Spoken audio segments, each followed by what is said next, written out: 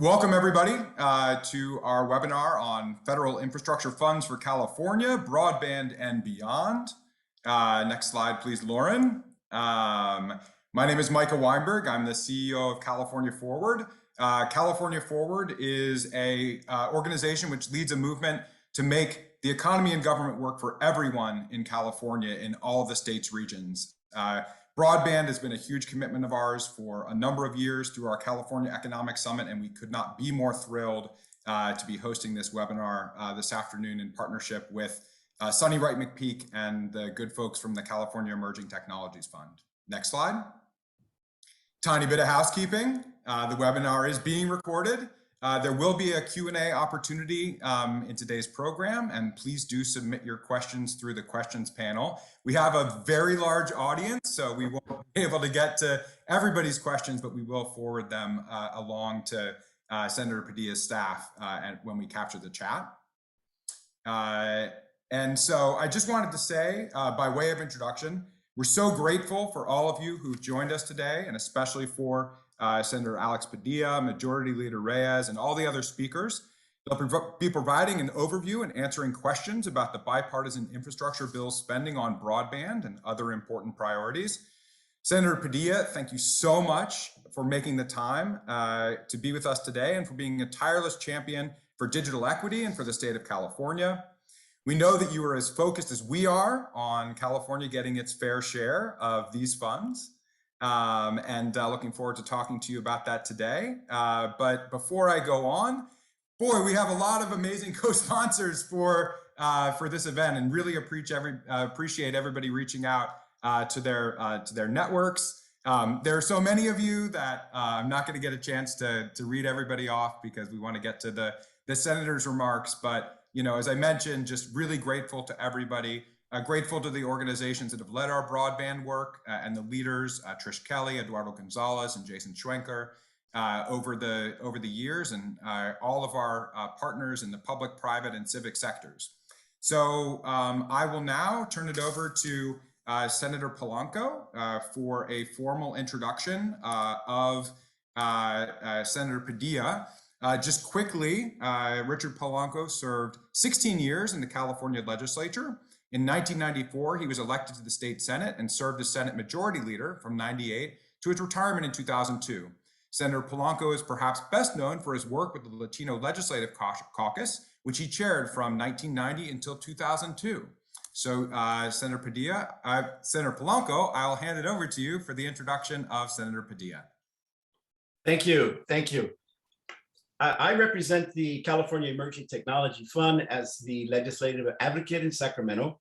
Before I get into my remarks, I do want to acknowledge 3 board members who are participating. Renee Martinez, who is the vice chair, president emeritus of Los Angeles City College. Also with us is the treasurer and founding chief financial officer, Richard Mata, now retired from AT&T. And also with us is our friend and strong advocate, Senator Scutia, former member of the Senate in California, currently vice president of state government affairs and special counsel at the University of Southern California.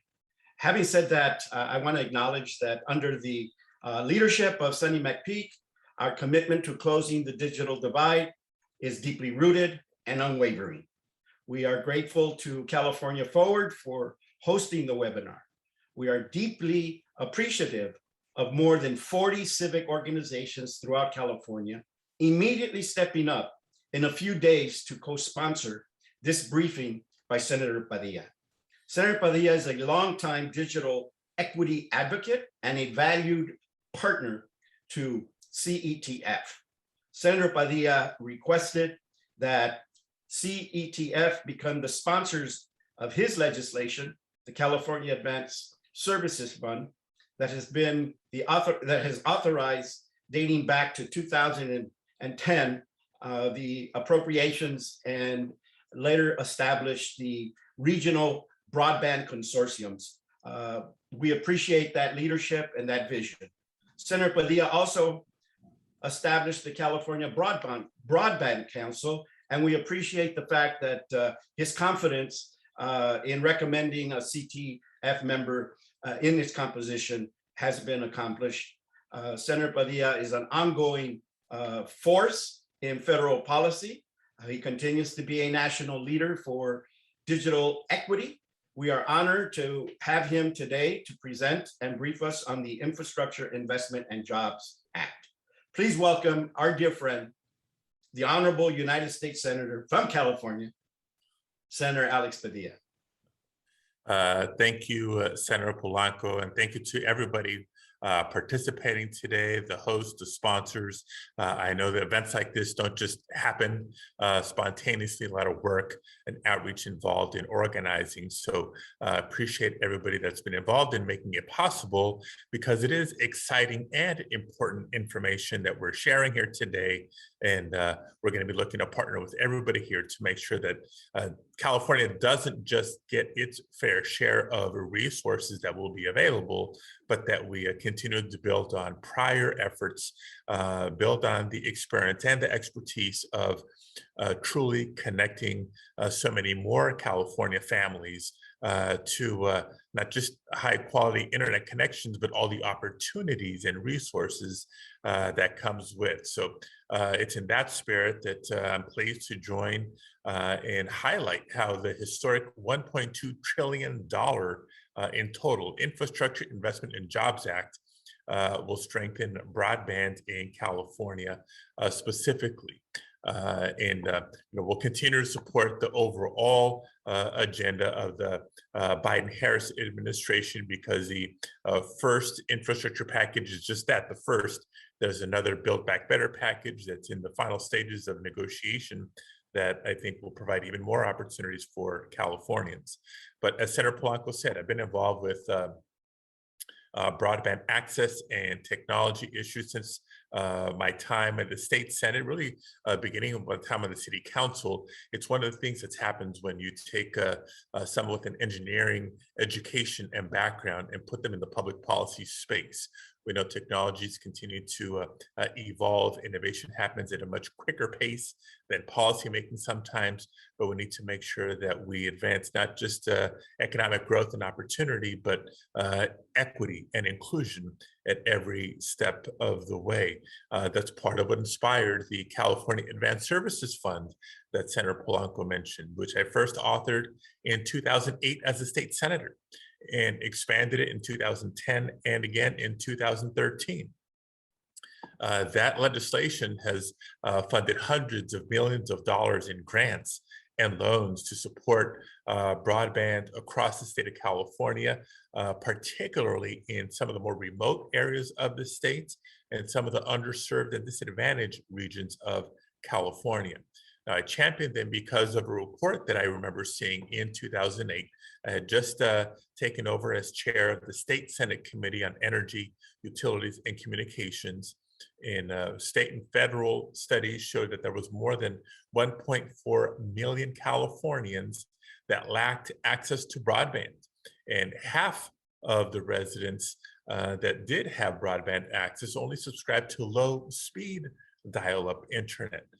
So limiting not just in terms of speed and content, but opportunity, because we know how integral a good internet connection is to almost every aspect of our daily lives.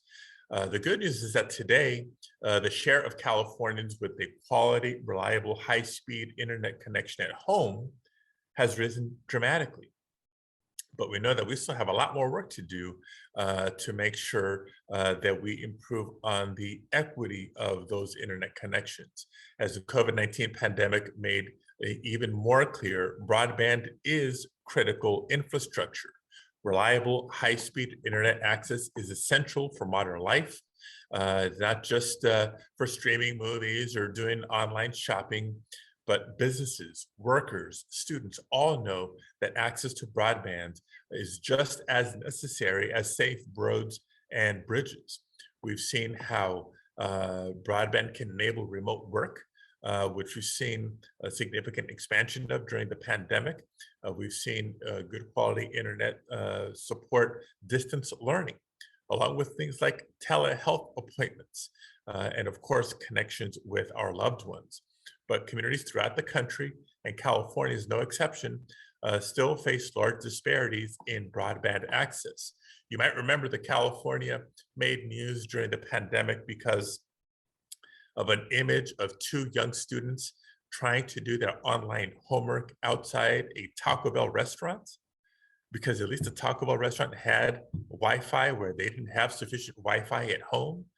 It's stories like that that highlight the continued urgency of expanding broadband and upgrading broadband for all. No community should be left out of the 21st century economy. So in California, like I said, we have a lot of work to do to make sure we have equitable and quality access to broadband. Sadly, access and adoption, two different pieces of the equation here, remains lower for Black and Latino households, as well as tribal communities, along with seniors, rural residents, and communities with lower education attainment levels. More than a quarter of our elementary and high school students and nearly half of all low-income students lacked a reliable internet connection as they began a year of remote learning last fall. So yes, I'm proud to have taken that experience, taken that sense of urgency to the United States Senate, where one of my first actions was to help craft and pass the American Rescue Plan, and now this bipartisan infrastructure bill that President Biden recently signed into law. The historic $65 billion investment in broadband access collectively, not just access, but adoption and equity, will help Californians finally bridge the digital divide. California stands to receive at least $100 million to help provide broadband coverage across the state, and more than a quarter of Californians will be eligible for the Affordable Connectivity Benefit, which will help low-income families pay for internet access. Now, in the coming months and years, federal agencies are going to be hard at work rolling out several programs that I believe California is in a strong position to leverage. These include programs to address tribal connectivity and funding for digital inclusion projects. The money will promote equity, strengthen our economy, and increase the ability of our nation to connect and further innovate. And so bringing broadband access to everybody is at the core of all this. And it's going to require all of us to continue to partner, to continue to collaborate and make it happen. So thank you again for having me today. I know that we have experts at the federal and at the state level as part of today's program. So I'll field some questions to the best of my ability, but defer to the experts on some of the specifics that I know people want to know more about. Thank you, Senator. Thank you so much, Senator Padilla. Well, a lot of excitement about the bipartisan infrastructure bill. Certainly a BFD that it got passed, but an even bigger deal how it gets spent. And so broadband fine deal, a broadband fine deal. Right on. That's what that stands for. That's what it stands for, right? That's great. But there's a question about some of the other elements of the bill. There's lots of funding for roads and bridges and ports and airports and other types of infrastructure. As you know, here in California, 40% of the nation's goods move through our ports into the rest of the nation. So how are we going to ensure that people forget about us over here in California? How are we going to ensure that they really understand that and that we get the appropriate level of investment given that significance of our ports and our infrastructure? Yeah, no, look, that's a great question. And let me begin to answer it by sharing a story. When I was in the state Senate, chair of the committee, as I mentioned, it was at the time of the Great Recession, right? Remember when the foreclosure crisis impacted the economy pretty broadly, and part of the federal government's response under President Obama was what we refer to as the Recovery Act, right? The ARA dollars, including significant investments in broadband. After the first round of broadband dollars went out, I saw how little California received. And so between activating networks like CETF and other organizations, but also mobilizing our congressional delegation, we made sure that sufficient applications with all the strong arguments to be made, were actually in the pipeline for consideration by the federal agencies. And in the second round, California got its lion's share of funding. So I share that because we got to get ready. We got to get our act together. Yes, the president has signed the bill. Doesn't mean checks are being written today. As the rules, as the criteria, as the programs are being defined and refined, we need to be proactive, not reactive, on making sure that we have the projects and those applications, written right and ready to go to begin to draw down on what should be our fair share of dollars. Great. Well, maybe just a quick follow-up on that. We talked about the 100 million, that's sort of our minimum amount. And you talked a little bit about, how to get even more. What should we be gunning for? What do you think is possible in terms of the total dollars we could draw down on broadband? But I think sky's the limit. We've the beauty of the Broadband Council as a whole, right? Some of the formal and informal relationships is California is a little bit ahead of the game because of how long we've been at this, number one. Number two, the state level investment and commitment to broadband infrastructure. And so we're not starting from scratch here. We know with increasing precision where the unserved areas of the states remain, where the underserved areas of the state remain, and what the ballpark costs are to connect people, whether it's private telecommunication companies or cable companies providing that resource, or if we have to go through public-private partnerships to reach communities that are a little bit harder to connect, and have that holistic vision. Just fiber running through a neighborhood in and of itself does not bridge the digital divide. We're talking access, we're talking quality, we're talking adoption, we're talking literacy, and then the affordability of ongoing service. So looking at that, comprehensively, we can flesh out what those budgets are, in Northern California, Southern California, Central California, inland, coastal, you name it. And again, have those projects and budgets and applications ready to go. That's great. And there's a quick follow-up question. Rural communities sometimes don't have the, budgets and staff and all the resources. How are we going to guarantee that those rural communities in California, those tribal communities, have the resources to draw down the resources that they'll need to provide access? Yeah. So again, this is one big partnership conversation here, whether it's federal officials, state officials' offices, local officials' offices. Over the years, organizations like the League of California Cities or CSAC, the California State Association of Counties, have been able to pool expertise and resources for initiatives just like this. I mean, I've seen it done over and over again when it comes to water projects and initiatives, over and over again when it comes to transportation and public transit initiatives, and increasingly when it comes to broadband and digital divide initiatives. So call your member of Congress, call your legislators, call the mayor, call the county board of supervisors, and utilize some of the infrastructure through the Broadband Council and all the partnership organizations that are convened here today to collectively provide that expertise.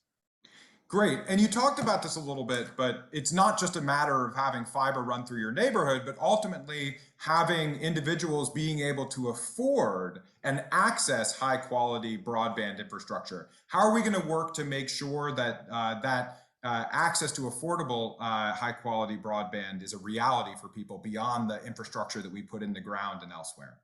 Yeah, again, the specifics of the programs and criteria will be fleshed out, but there was intentionality in the language in this measure. It's not just the hard infrastructure elements of broadband, but the affordability pieces that need to be addressed. So whether it's through credits or subsidies, direct to working families that will meet certain eligibility thresholds, or through school districts and whatnot, there's going to be multiple ways. And how does the federal legislation and these other programs go about identifying what the unserved and underserved communities are? That could be sort of a challenge to get this all mapped. Right. So again, it's going to be in partnership. The federal government from time to time, particularly at the FCC, will sort of do their best attempt at a national map of where broadband exists, what adoption rates are, what speeds are even. We know that it's very different in a place like downtown Los Angeles versus in rural parts of the Central Valley or the Inland Empire, for example. But the state of California has been ahead of the curve in investing additional resources for those mapping exercises as well. So we just got to pull our data together, and I know that we have enough to work with to be pretty precise on where we need to focus. Great. Well, you can't do a conversation about broadband without talking about speeds, right? So, the FCC speed is currently, 25. But, if you're talking about, moving at the speed of business and the access that people are accustomed to, how do we ensure that the access that folks are getting is truly what is necessary for their businesses to be successful, for multiple children to be able to be doing distance learning at the same time? Right. I have to defer to the experts on that one, but I know that it's a real consideration that I think a lot of people became intimately familiar with in the first year of the pandemic. Thankfully, children have been able to go back to school in person for the most part, including my own, thank God. So I speak of personal experience here, but through the bulk of 2020, once it was all remote learning because of COVID, multiple students under one roof competing for bandwidth. Our Wi-Fi at home, and it's not a bad service, was able to hang on for most of the time, but one badly timed live interview by California's former Secretary of State sometimes would compete with a math quiz or a real-time lecture, and you started seeing that buffering effect. And that's just at the residential experience. Business, everybody's reliant on broadband nowadays. So making sure that there's enough capacity and reliability for a business to stay open, even if it's something as simple as a restaurant continuing to take orders online for delivery. So quality, speed, in both directions are important, and we've got to make sure that we're also building towards the future, not just building for what may be quote unquote satisfactory today based on a rule or regulation, but is still very relevant and helpful and reliable in the years ahead. Great. So how can we help you and the other members of the California congressional delegation? How can we help the federal bureaucrats that'll be writing the regulations and so on to ensure that we do, beyond getting our applications in and so on, to really keep the pressure on of this advocacy campaign for California to get its fair share? What can we do to help you, Senator? So I think it's doing exactly what we're doing today on a regular basis.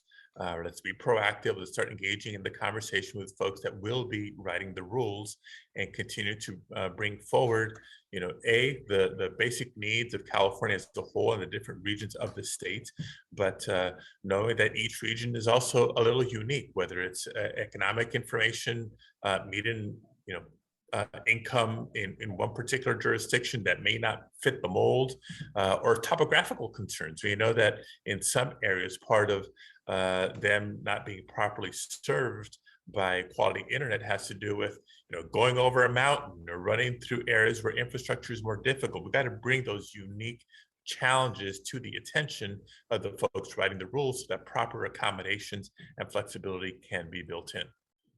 Great. Well, continue on the frame of partnership. Broadband is a classic public-private partnership. And the ISPs play an enormously important role here, but there's sometimes some question about how much access is truly being provided. You mentioned mapping earlier, but I want to talk more about public-private partnership generally. Talk to me about how these funds are really going to leverage and increase private investment so that we can make sure that we're having both public and private investment in this infrastructure and affordability. Yeah, look, I think it goes back to the spirit of why we created the California Advanced Services Fund to begin with. We know that private companies, where they think it's profitable, or at least pencils out, they're going to invest in infrastructure deployment, infrastructure maintenance, and upgrades.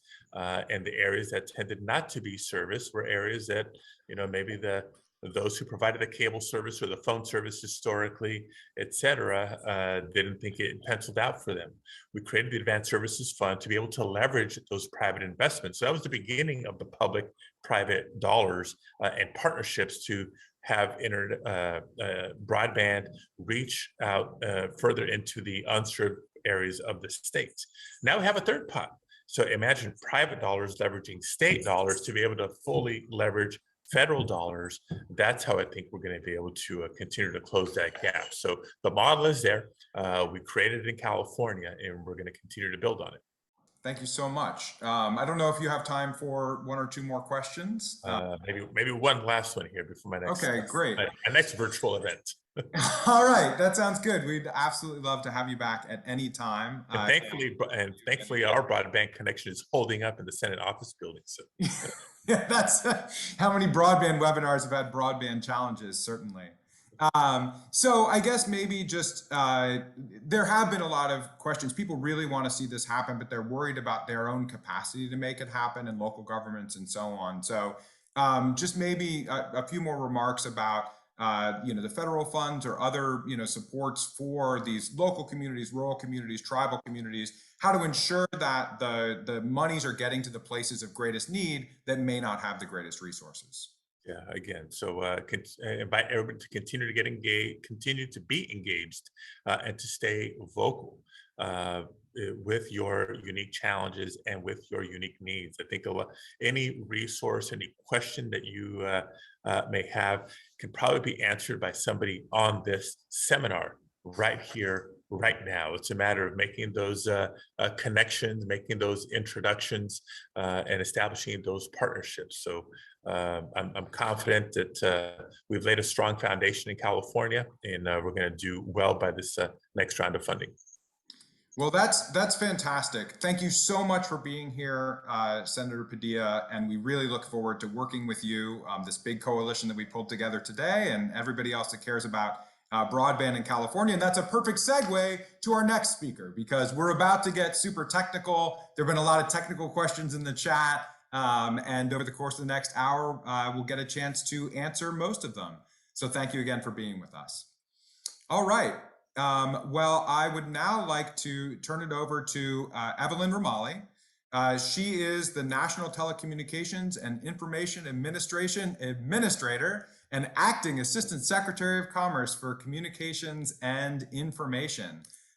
She was appointed to these roles in January 2021, and she leads a team of experts providing senior policy support to the Secretary of Commerce and the White House on issues impacting the internet and digital economy. Evelyn, thank you so much for being with us. Well, thank you, Micah, and thank you to CETF for having NTIA today to speak. It is, of course, an honor to follow Senator Padilla today in his remarks. And wow, I will tell you, those were so inspiring, hearing about issues at the California state level, and just hearing about the leadership that California is already showing in the broadband area as well. So thank you for that, and we're so glad to join. So let me just start by talking a bit about the IIJA.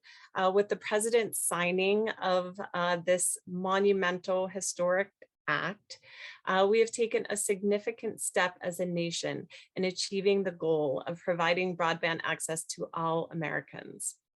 The IIJA sets forth, as Senator Padilla mentioned, $65 billion investment into broadband, for which $48.2 billion will be administered by NTIA, the agency I'm leading, which is a part of the Department of Commerce, through 6 new grant programs. The largest of these new NTIA programs is the $42.45 billion Broadband Equity Access and Deployment Program.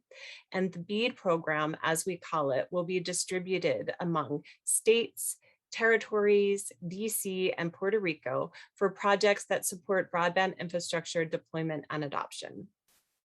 Now, the $1 billion Enabling Middle Mile Broadband Infrastructure Program will be used to expand and extend middle mile infrastructure to reduce the cost of connecting unserved and underserved areas to the internet backbone. An additional $2 billion will be provided to the existing Tribal Broadband Connectivity Program. TBCP directs funding to tribal governments for broadband deployment on tribal lands, as well as for telehealth, distance learning, broadband affordability, and digital inclusion. And finally, $2.75 billion will be distributed through the Digital Equity Act programs to promote digital inclusion and equity, to ensure that all individuals and communities have the opportunity to acquire the same skills, technology, and capacity needed to engage in the nation's digital economy. These programs include $60 million for the State Digital Equity Planning Grant Program, $1.44 billion for the State Digital Equity Capacity Grant Program, and $1.25 billion for the Digital Equity Competitive Grant Program. This investment will build on NTIA's current grant programs, including the Broadband Infrastructure Program, the Tribal Broadband Connectivity Program, and the Connecting Minority Communities Pilot Program, which that grant program just closed on December 1st. Additionally, this investment will enhance other established federal broadband initiatives offered through the U.S. Treasury, U.S. Department of Agriculture, and the Federal Communications Commission. At NTIA, we are so excited to play a major role in this endeavor to connect every single American to high-speed, affordable broadband. Senator Padilla talked about the need. We know it is global throughout the nation, and we are committed to getting this done with all of our partners, the states, the communities, and working against the president's goal to connect every American and making sure that they can do it in a meaningful way.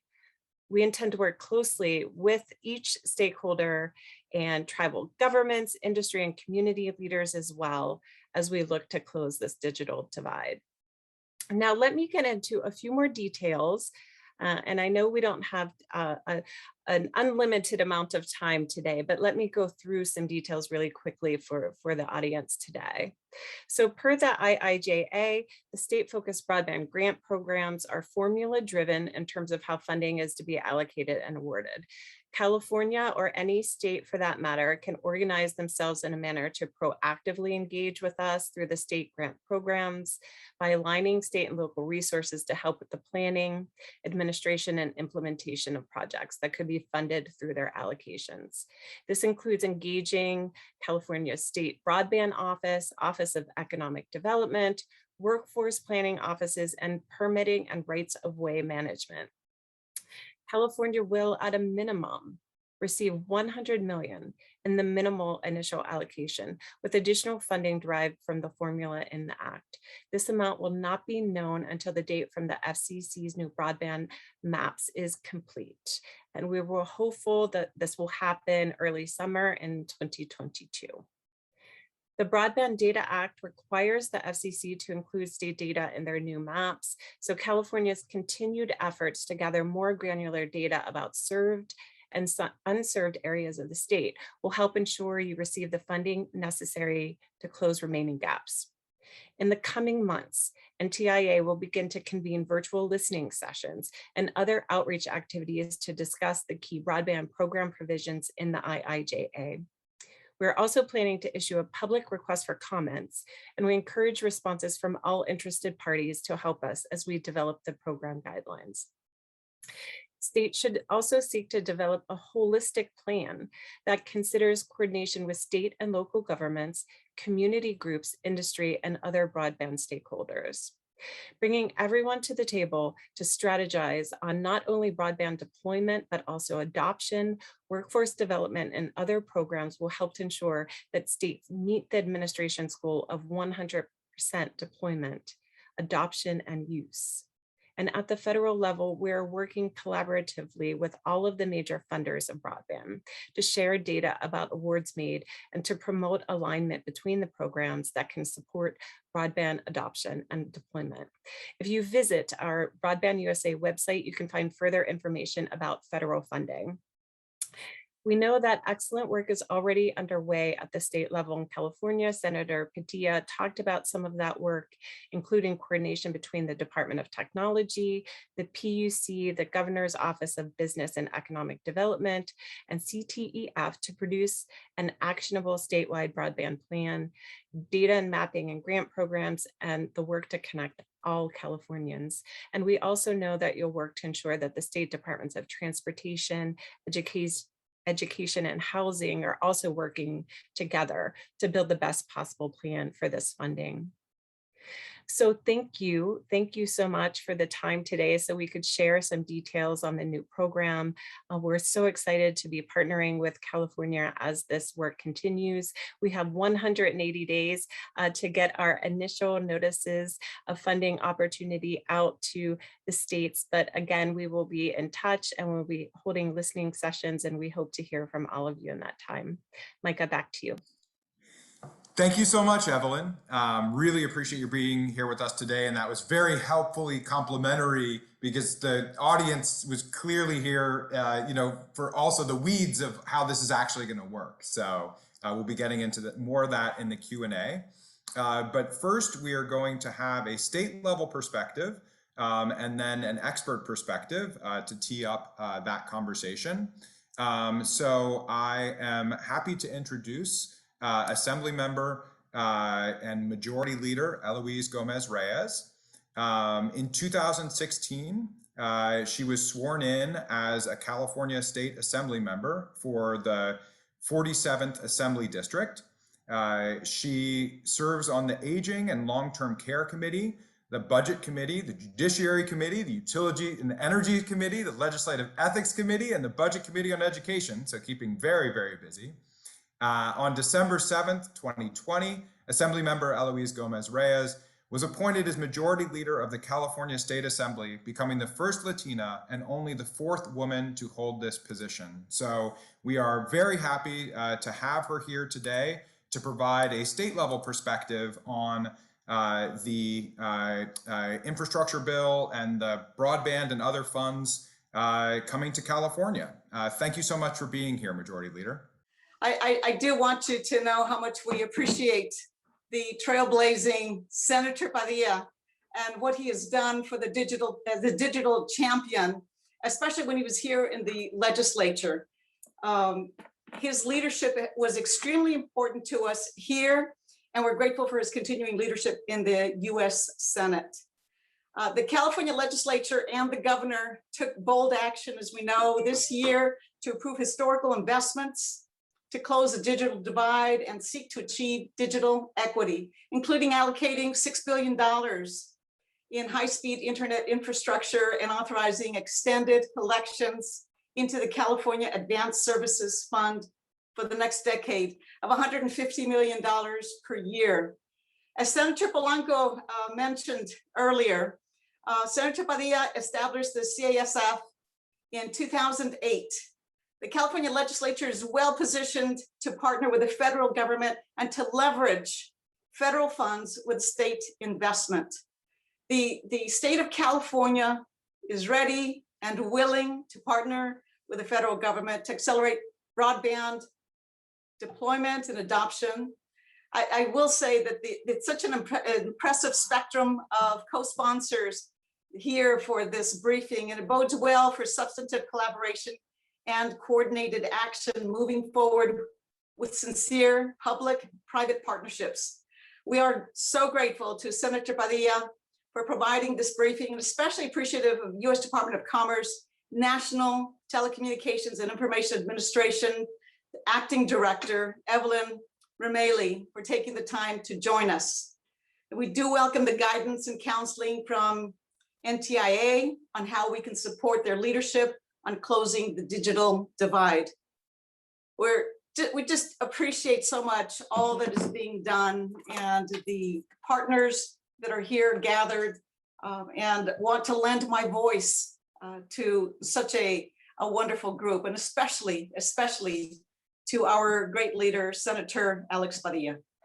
Well, thank you so much, Majority Leader. Really appreciate your leadership and getting these historic investments in California, right? We're talking a little bit about the bipartisan infrastructure bill, but truth is we're spending a lot of money on broadband here in California. So figuring out how to align those is crucial. And maybe just one question I could ask: how can we help you? We know that this is a priority for you. How can we work most effectively with you and your colleagues in the legislature and the folks in your office to make sure that this all gets rolled out in a way that really matters for people?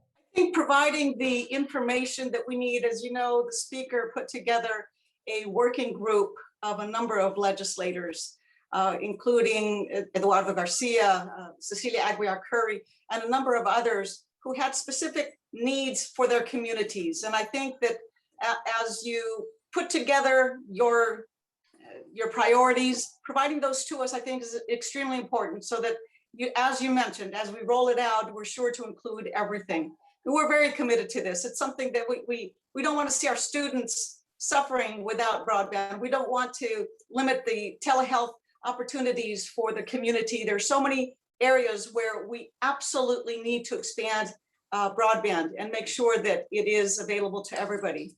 So you all are the experts. I mean, we're the policymakers, but we rely on people like Senator Polanco. He's been a great ally in this process, and I always appreciate going to him and having him gather a number of stakeholders when we need to.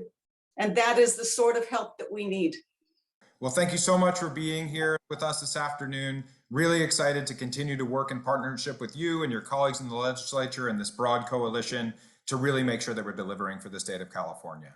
Thank you so much. Thank you. Have a wonderful rest of the afternoon.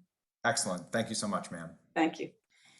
All right. Well, we're going to keep the intense broadband content going, diving even deeper. A lot of technical questions we want to make sure to get answered, as we move towards the end of this webinar. And so now I'd like to turn it over to Joanne Hovis, who's a recognized authority on broadband markets and on the evolving role of public-private partnerships in the provision of communication services to the public.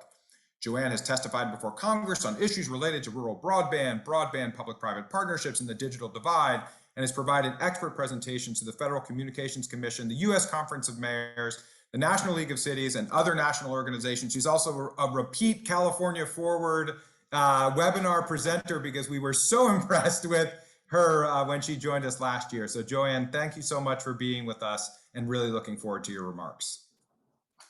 Thank you so much, Micah. Thank you, California Forward.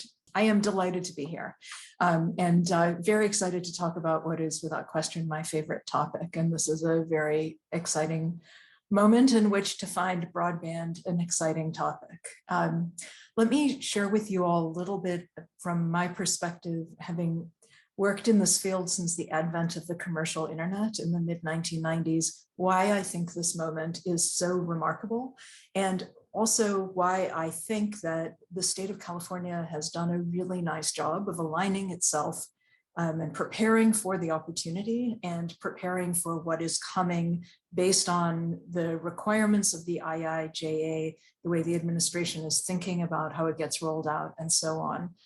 All good news generally, and I'll share with you in a moment why that is with a California specific frame. But let me start with the big picture on this. I know this has been said many times, it really can't be said too many times. This is a very big deal, to say the least. It is not unprecedented only in scale and volume of dollars. It is unprecedented in nature of the types of programs and efforts that the dollars will fund and who it will fund and how it will be administered. And let me share what that means. First, the scale of the funding. The IIJA is $65 billion for broadband, as you've heard a number of times in the past half hour. If we add that to the funding that was used under the CARES Act last year for broadband and the American Rescue Plan Act of this year for broadband, 10 billion of which was targeted toward broadband, but a significant additional chunk was usable for broadband and is being used by many states and localities and tribal governments. And if we then add the Consolidated Appropriations Act of 2021, as well as the funds that flow through the FCC for broadband deployment that are not subject to appropriations, but are just part of the Universal Service Fund paid for with fees on all of our phone bills. If we put all of that together, I think what we're looking at is around $100 billion in public investment in broadband in the next 5 to 7, maybe 10 years.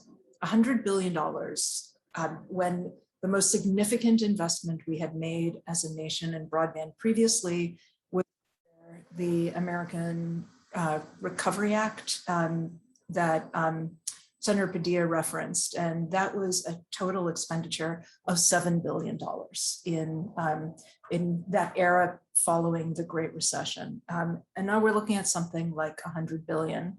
It is a sign of not just the growing importance of the internet and the broadband infrastructure that underlies the internet in all of our lives, and that policymakers recognize that, but also the remarkable reckoning that we have to have in the wake of the pandemic about the degree to which this is the infrastructure that underlies our economy, the functioning of our democracy, in many cases, our education system, increasingly our healthcare system, and many other elements of how we function as a nation.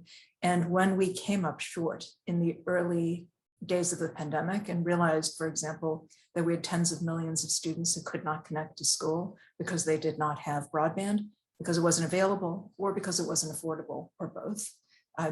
There, to the credit of our policymakers at the state level and in Washington, that recognition happened. And the IIJA was a piece of bipartisan legislation. The broadband pieces of the IIJA are the least controversial pieces. In fact, even for many who voted against that particular piece of legislation, they would have supported a standalone bill with the broadband infrastructure components. So for example, Senator Ted Cruz of California, of Texas, late in the day my time, please forgive me for that. Senator Cruz of Texas introduced a bill himself a couple of months ago after voting against the IIJA when it was still known as the BIF, or the Bipartisan Infrastructure Framework, a bill that would have funded all of the broadband infrastructure components as a standalone matter. The broadband pieces were entirely bipartisan. And that, I think, is a sign of the fact that we're in a very different world in 2021 than we were in 2008 or even 2011. And that volume of funds is one of the critical elements that is so distinctive.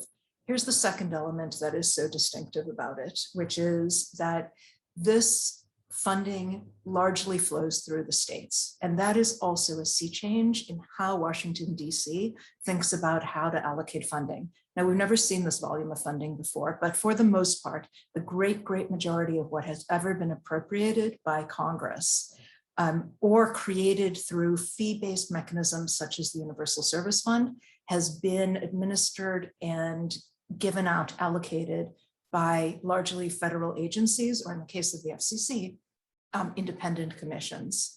What has happened in this moment is in part because of controversy and discomfort with some of the ways that funds were given out by the FCC last year through a reverse auction, where there were enormous challenges with how it was done, but also a greater awareness and understanding of the fact that state governments and local communities understand their needs a lot better than many of the decision makers in Washington.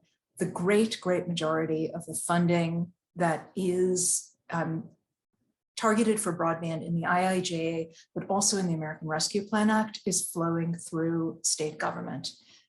That, in my view, is a really good thing. I think it's a particularly good thing for California. It means also that every person on this call and all the organizations that you represent and all your friends and your neighbors will have a much louder voice and will be far better heard by the people making decisions about this funding than would be the case if this was all being done in Washington, D.C. Third thing that's so critically important and so different about the current moment, another reason I keep using the word unprecedented, is that there is funding in the IIJA and also in the Consolidated Appropriations Act of 2021, which was negotiated last year and then signed by President Trump on, I think, January 2nd of this year. So a bill signed by a Republican president, another bill signed by a Democratic president, both of them bipartisan. There's funding in both of these bills, not just for infrastructure, but also for other kinds of efforts that are targeted at addressing affordability and equity gaps and equity challenges. And that is entirely new in the way that Washington, D.C. thinks about our broadband challenges. At the state level and the local level, I think we have recognized those kinds of challenges for many years. That has been an ongoing matter. But in terms of national policymaking, there has not been that kind of consensus and that kind of effort and that kind of willingness to provide funding. What we have in the Consolidated Appropriations Act was not only some funding for infrastructure, some of it targeted toward tribal communities, some of it targeted toward minorities serving higher education institutions, some of it targeted toward public-private partnerships. We had 3 programs like that, but more consequentially, I think, is something called the Emergency Broadband Benefit. And that benefit is a mechanism for subsidy for low-income American households to be able to connect to the internet and have the bill paid for by the federal government, so that a lack of affordability or lack of ability to pay would not be a barrier to participation in our economy, our democracy, our education system, and so on. ISPs effectively can provide service to families that qualify, send the invoice to the FCC, be paid by the FCC, but provide the service to those families. There's something similar actually created by the rescue plan that was a few $1 billion for schools to provide service for students who are not connected or who need devices, who did not actually have devices, so mostly going to be lower income students. Revolutionary about the IIJA is it takes the emergency broadband benefit, that subsidy program for low-income households, and it effectively makes it into a permanent program. It has a new name, it has some different flavors. It's now, by the way, called the Affordable Connectivity Program, or the ACP. And this will be based on the appropriation, which is about $14 billion. Our estimate is, depending on participation, it's going to last somewhere from 5 to 7, maybe even 10 years. And then hopefully we'll see new appropriations for it. That's a really big deal. Here's the other piece that's a really big deal. That's a new way of thinking when we come to broadband, also related to equity, is that there's several $1 billion in the plan for grants that will be made, about half of them to the states and then half to localities and nonprofits and anchor institutions and a number of other kinds of eligible entities for programmatic efforts around equity. So are you trying to connect affordable housing locations? Are you trying to get devices into the hands of low-income folks? Are there programs focused on creating connectivity for homeless communities? Are there programs focused on digital skills and literacy and supporting communities that don't ordinarily access the internet but need to understand security and other things and would like to? There are so many different kinds of flavors of programs that could be funded in that way. And for the first time at this kind of scale, there is real funding for those programs. Again, a really big deal when it comes to a sea change in how we think. Now, let me share with you quickly, because I'm running through my time really fast, I think, but let me share with you why I think California has prepared itself very well for this and is hopefully in a really good position to be able to leverage the moment, take advantage of the opportunity, and really maximize the benefit of this unique place. And it's not like we could have predicted this, and it's not like all of you in California could have predicted this, because frankly, even a year ago, I would not have predicted that we would have seen anything like the IIJA. And 2 years ago, I wouldn't have predicted anything of what's happened in the past 18 or 19 months. But what has happened in California is that there has been, over time, serious, rigorous data collection and planning. And that sets you up for some really significant success with what is coming, because the way these programs are all structured, the way the funding is going to be distributed is, as I said, largely through the states and based for the most part on formulas. When it comes to the infrastructure funds, it's mostly a formula that has to do with how many locations in the state are unserved or underserved. When it comes to the equity funds, it's a formula that's based on a combination of poverty, population, and adoption statistics. So the formulas are there, but the ability to access the fund is based on plans. The funding is going to flow through NTIA, and we just heard from the acting administrator of NTIA. It's going to flow through them to the states, but they will not give the funds to any state that doesn't have a plan that passes muster. All of this will be plan-based, and the states will be required not only to have that plan as the basis for getting their funding, but then to stick with it and report on it. And you have been doing planning in California for some period of time. By way of contrast, there are some states that have never had a broadband planning effort of any sort and are only now just starting to try to think about how do we staff up to meet this particular moment. And they are going to, I think, really struggle to be able to scale to what is necessary in the time that is necessary. No state has a Department of Broadband in the way that we have departments of transportation and other entities that are able to absorb large amounts of federal funds. And the states that have been planning and preparing are far better situated. California is one of them. And it's not just the plans, it's also the data. And by the way, there is no good plan without data. So, a plan without data is really just sort of a vision statement. It's not really a plan that understands where we start, where we want to get to, and what are the steps along the way to get there. Data is the critical element, or one of many critical elements to any plan. In California, you are ahead of the pack in that regard as well. The biggest challenge at the federal level with broadband planning and strategy is that we have very bad data at the federal level. I won't go into too much detail, and many of you are very familiar with this, but effectively, the current federal maps of broadband availability dramatically understate how much of the country does not have broadband and don't really speak to the affordability or adoption matters much at all.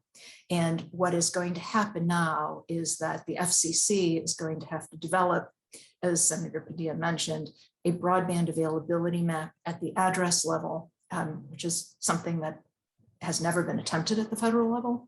And they're going to have to do it very, very fast, because that map is going to determine how the infrastructure funds get allocated to the different states, what the relative percentage of funds are.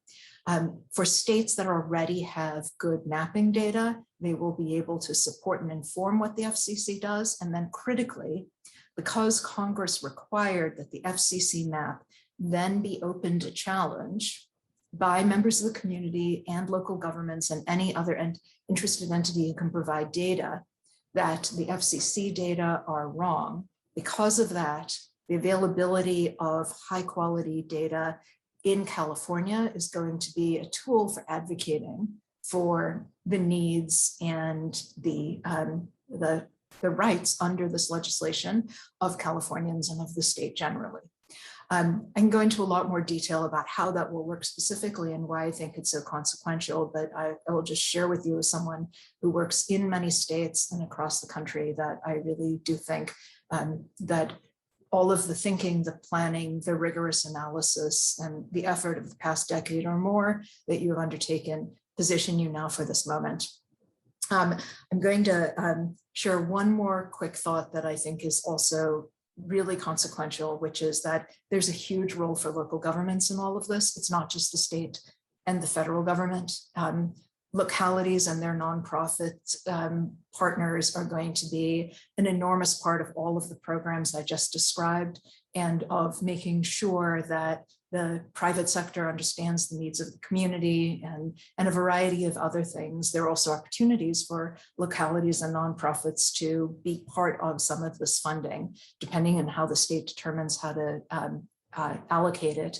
There's also going to be an essential role, in my view, for localities and nonprofits to help low-income households to connect to that new subsidy program, which is one of those really dramatic, revolutionary new pieces of this new era under this new legislation. Effectively, most families that qualify for other benefits will be eligible, but participation in the existing program is remarkably low, and much lower in places where there's not an engagement effort and a communications effort and an effort to try to support the communities that could best benefit from the subsidy. That is something that is so entirely within the day-to-day capabilities and the expertise and the wheelhouse of local nonprofits and local governments, and could be such a huge differentiator in helping members of the community to connect to the internet in ways that are really cost-effective and work for them. So that's kind of my big picture view of what the moment holds, and I'll stop there and look forward to hopefully some questions. Thanks, Joanne. Well, we've got a lot of questions, and so glad that the political landscape has changed in DC on this, though not changed so much that Ted Cruz is now a senator from California. That would be a huge change, and really appreciate your taking time late in your day to join us. But I'd actually, for one of the first questions, I would love to bring in Sunny Wright McPeak, our partner on this, to help answer this question that came up a bunch in the webinar questions for Senator Padilla, but that I think you and Joanne might be better positioned to answer, which is, so how are we coordinating this, right? And in particular, how are we coordinating this to ensure that whether it's low capacity local governments, or there was a question about tribal communities that may not have a high volume of households that we're looking to coordinate, that we're looking to get access for, how do we ensure that we're well coordinated to draw down the maximum amount of federal funds, and also make sure that we are addressing those equity issues? So thank you, Micah, and let me comment and then invite Joanne to respond, because she has the national perspective. I want to say first, thank you to California Forward and to all of our co-sponsors for coming together.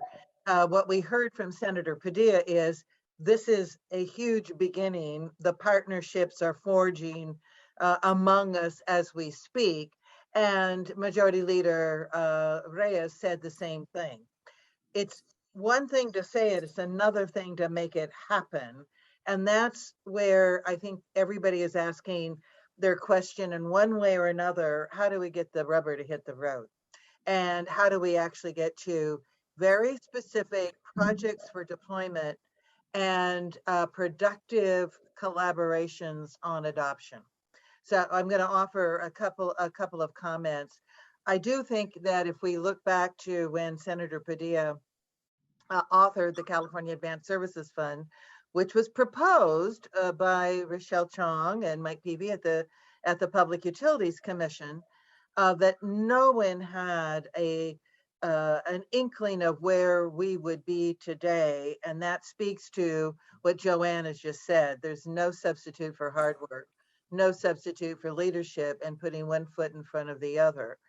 I do think in terms of coordination that it takes breaking down the challenges to a scale that matters. And the scale matters at the neighborhood level if we're trying to reach individual households to get them to be aware of the emergency broadband benefit program and the successor, the affordable connectivity program.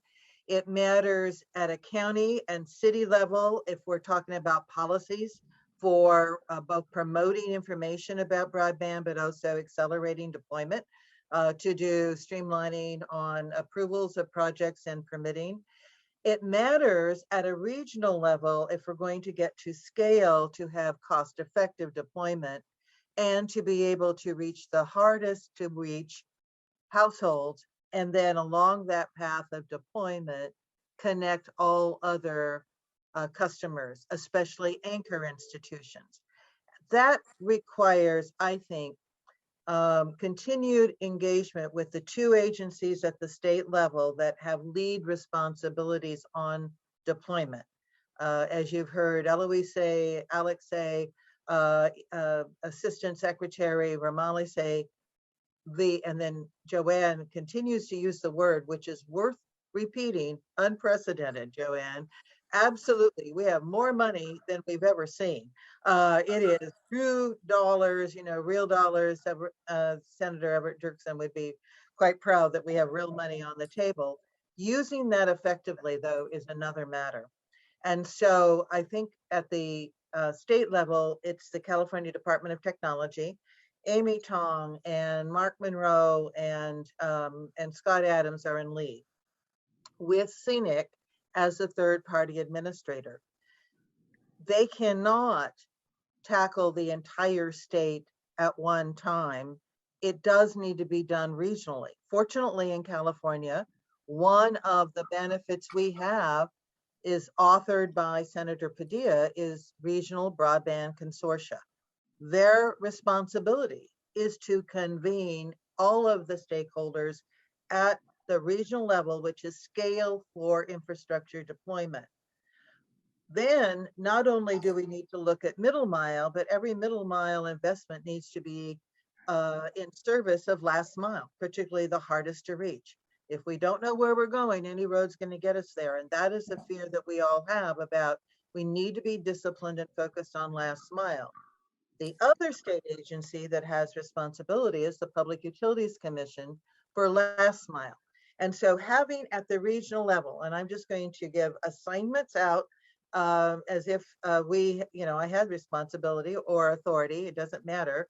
I'm going to give the assignments for all of the regional broadband consortium to immediately be convening all of the stakeholders to engage the conversation locally, but in order to be able to integrate and translate to the Department of Technology and CNIC and to the Public Utilities Commission what those priorities are. I want to add that we have the benefit of metropolitan planning organizations. Sponsors here today are SANDAG, the San Diego Association of Government, SCAG, the Sacramento, actually we have also the Sacramento Metropolitan Chamber of Commerce, but we have also the Southern California Association of Governments. SANDAG and SCAG with Hassan Akrada and Kamiya have come together under Southern California Transformation, facilitated by Steve Pontel. That's 60% of the population in the state of California, 216 local jurisdictions. They're about to issue a request for partnerships. Why is that important? What Senator Padilla told us is we need projects that are both shovel ready and investment worthy. And that only happens if someone is proposing to do something specific and there is an official agency that can engage with the proposer, be it a private internet service provider or a public consortium, actually talking to one another. The lights just went off in my office because they think I'm not moving enough. I apologize. So someone's going to get the lights on for me. That step of the regional collaboration can be supported by technical assistance appropriated by the legislature. The PUC has $50 million. That's where capacity needs to come from. So number one is the regional consortia, the metropolitan planning organizations actually have to have the stakeholders at the table and issue a request for partnerships, get specific projects identified.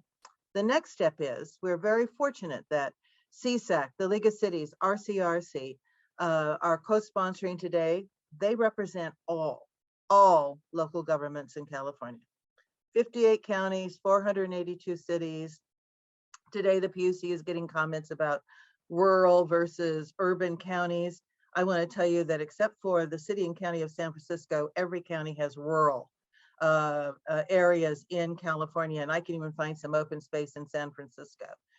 And so we have to have a focus on both rural and urban, and every household has to be treated as if they have equal access to high-speed internet a 21st century civil right. So I do want to flag for all local governments that you are receiving today, and you've actually probably gotten it electronically, and you'll get it in the mail, a checklist of best practices. Start there. Every county, every city should go through the checklist of best practices for digital equity. And then lastly, let me come back to what Joanne said.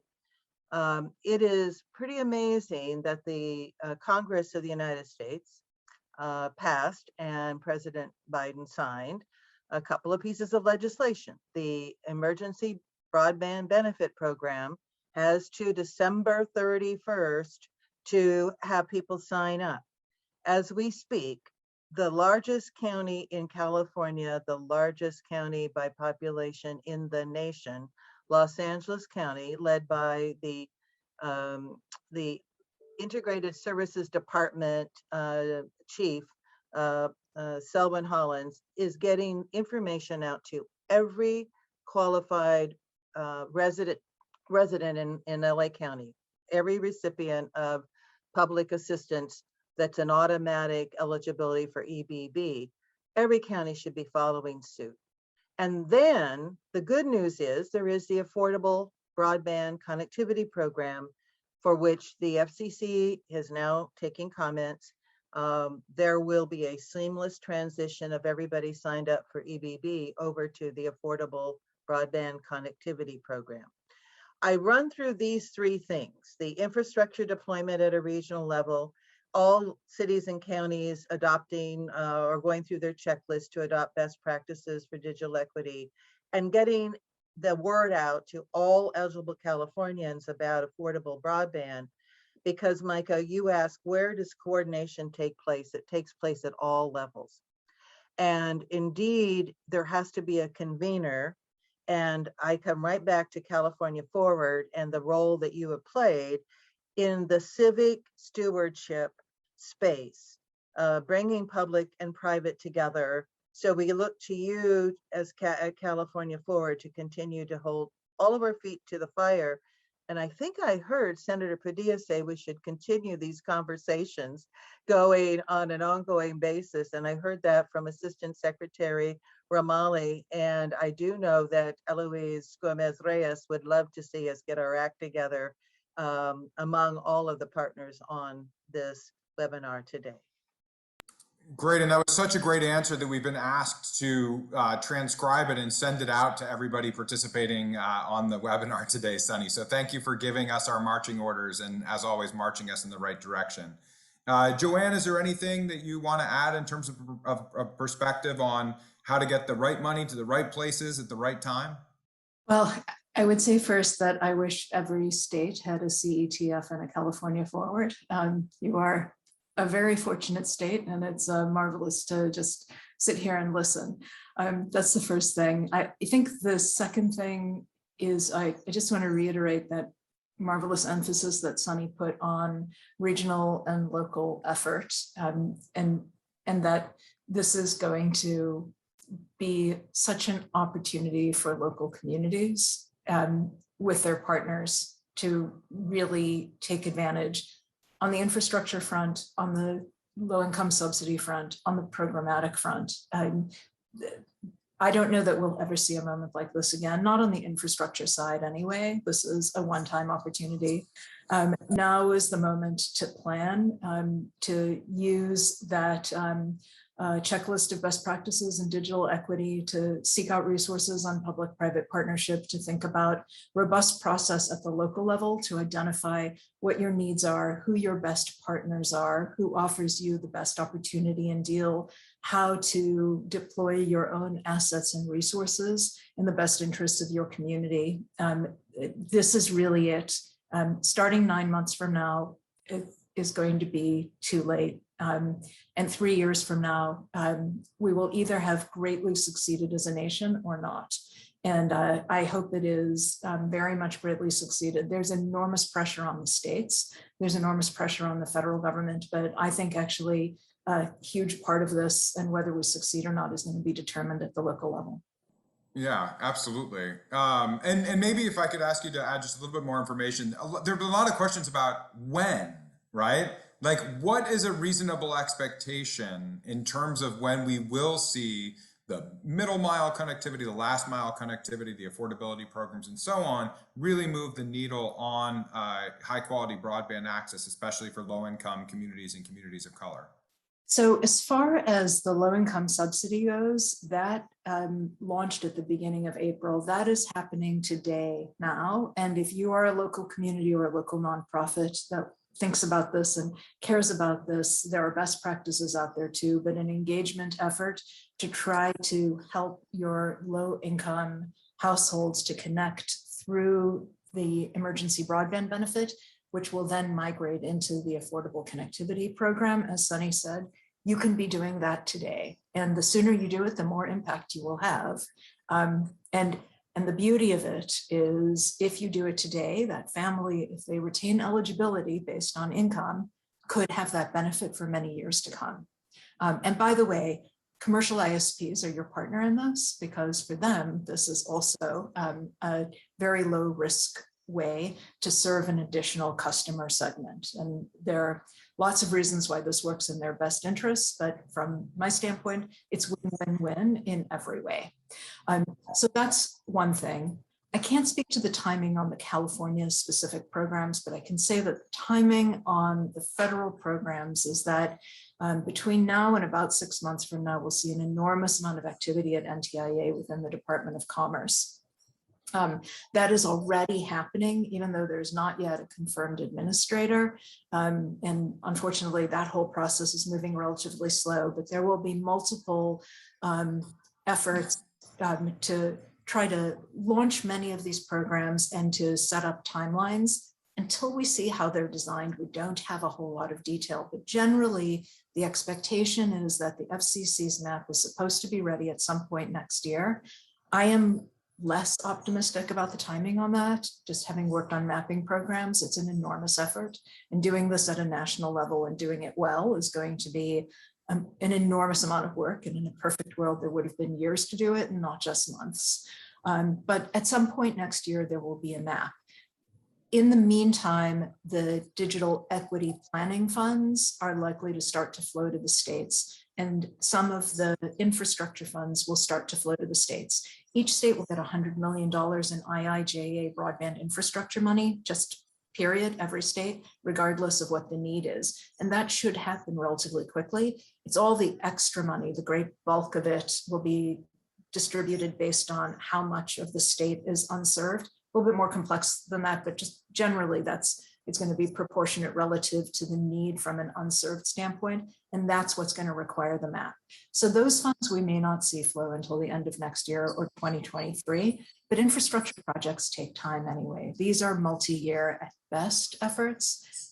Planning needs to happen now, partnering needs to happen now, locking down contractors if necessary, securing materials, all of that can be happening now. But the actual infrastructure construction might be some time away. But the equity programs are, and the planning will happen between now and the middle of next year. And those programs should be able to launch pretty quickly next year. Thanks, Joanne. A couple of quick follow-ups on data. We've said data is important. That doesn't necessarily mean that it has to be a million people for the data to be significant. There was a question about tribal communities. There may not be as many households in tribal communities as there are in LA. Just to be clear, we're talking about making sure to do a good job of documenting the precise need, not just a one-to-one, like the people with the most population get the most money. That right? That is exactly right. I mean, it's actually, I mean, data is critical everywhere. But the fact that there's low density and there may not be a lot of population is a critical data point that will inform the eligibility of that area for funding and the volume of funding coming to your state. The volume of population is inversely proportional to broadband availability most of the time, right? There's a reason why we have broadband in our cities, but not in our rural communities. And the reason is where you have low density, there's less business case for private investment. hence the need for federal and state investment to come in and bridge the business case for the private sector. So just because you're in an area that doesn't have a lot of population doesn't mean the data is not important. If anything, it means the data is that much more important, and making sure that you're aware of where your locations are and what is served with broadband and what is not, and that you're able to then advocate and challenge the federal map if it gets it wrong will be very important, because that will determine your funding eligibility. And there was a question around, new ways of collecting the data at scale. And you mentioned the challenges in data that reflects people's actual experience. But now we have so many, children getting laptops they're bringing to their homes, and so we have the ability to gather data in a different way. Are we putting any of these new kind of data collection tools into service of doing something that should take years into a matter of months? So I wish there were easy shortcuts on data collection. I think the kinds of crowdsourced data like massive speed tests and so on, they are informative, they give us insight, but they are not perfect data. So for example, I am communicating with you all right now over a laptop sitting on my dining room table, and I am connected over Wi-Fi to a fiber that comes to my apartment building from a company called Hotwire. If I run a speed test, what that speed test is going to measure is, number one, what my old laptop, which needs to be replaced, is capable of. Number two, what the Wi-Fi connectivity in my apartment is, despite the fact that all my neighbors are using Wi-Fi and there's all kinds of interference. And then number three, what Hotwire is really delivering to my apartment based on the in-building wiring, which is different to what they're delivering to the building. That doesn't, I hate to make things too complicated or too boring, and I know this is actually pretty boring stuff, but that's why a speed test for my laptop doesn't really tell us what the service provider is delivering to the location. There are ways around that, but they're not easy. Like, I can place a device at the router where it comes into the building, but now that just became incredibly costly and laborious to collect data at scale. All that said, I wouldn't give up on innovations and new creative ways of doing things. And there's actually some very creative stuff that happens in California. So for example, your CPUC is collecting mobile data coverage, mobile data coverage information through drive tests that are being done on a statewide basis. There's all kinds of innovation that is happening, but there's not an easy silver bullet, as it were, on data collection. And what the FCC, I think, is about to do is probably the best way to do it, is take a lot of data from ISP at the address level and then ask communities to help correct it. I wish there was something easier or better, and I wish they had more time for it. Micah, if I could just comment, Joanne's right. There isn't a silver bullet. As one of our founding directors, now who has left this world, but Carol Whiteside said, there may not be a silver bullet, but there's silver buckshot. So people who grew up hunting or fishing as I did might understand why, a silver buckshot means there's a critical mass of effort. And what I want to say about data is that some of the best data actually comes from asking people in their neighborhoods through the community-based organizations. And we can get a pretty good insight. Lights just went off again, Larry. Maybe you could help me. A pretty good insight by working with community-based organizations who day in, day out are the trusted messengers, the honest brokers. They are in the community. And if you just ask about 10 low-income households as to what's going on in their neighborhood, believe me, that's going to be as valuable a piece of information about what to do in that neighborhood as we get when we do our statewide survey. We have the University of Southern California doing all of that data collection. It is some of the best information that the state of California gets in terms of attitudes about broadband adoption, but we need to get it at the community level. There's a lot of data that cities and counties can get, particularly counties in terms of their caseload, and school districts about, for example, where they gave out hotspots last year. the school districts collectively spent about $1 billion giving out hotspots. Martha Scudia says we can't hotspot our way out of the digital divide. No kidding.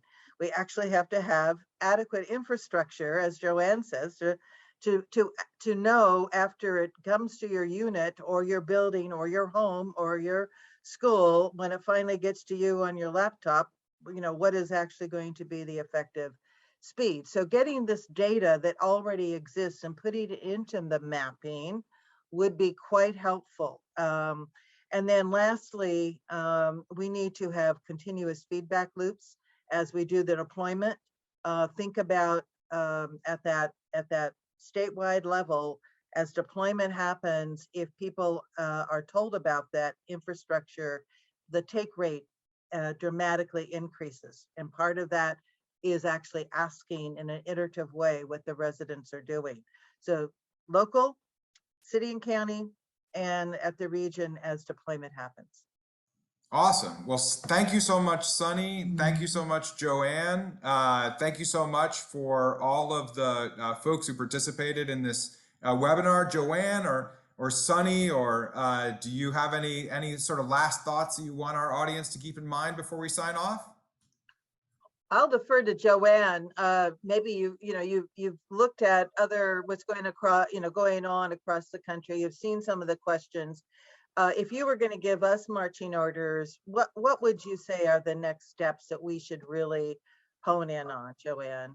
Well, that's a big question. What's my best guidance for California?